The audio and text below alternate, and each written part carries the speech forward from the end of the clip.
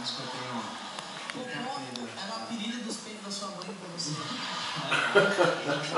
Totó, e minha mãe já pegava daqui, né? De tanto mamar, não era nem doente, não. Pegava daqui. Biquinho. Pedindo o pipi do seu pai. Ai, neném. Você tá aposentado no boxe faz 5 anos.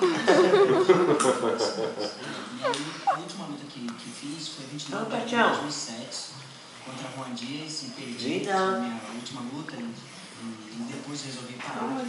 Ela tá no Essa sonho, luta minha não seria nem com esse moleque, mas a sobrancelha. isso.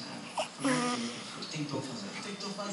Ele foi moleque. E a incorporada? Ele falou muita besteira. Sobrancelha é tipo Dragon Ball, né? Quando virou Super Na Saiyajin. Júlia! É só a testa, né? Tipo, não tem pelo. Acabou o ar. Eu queria estar perto do Maguila. Caralho. Porque eu sabia que ele era o cara do boxe.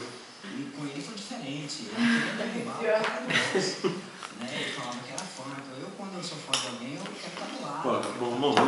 Já tá no jogo, eu quero aprender, eu quero aprender alguns toques com o cara, como é que faz, como é que não faz. Eu falei até algumas vezes. Quem matou ele foi o fã e você vai fazer a mesma coisa. Quero fazer um sorrisinho. Entendeu? Então,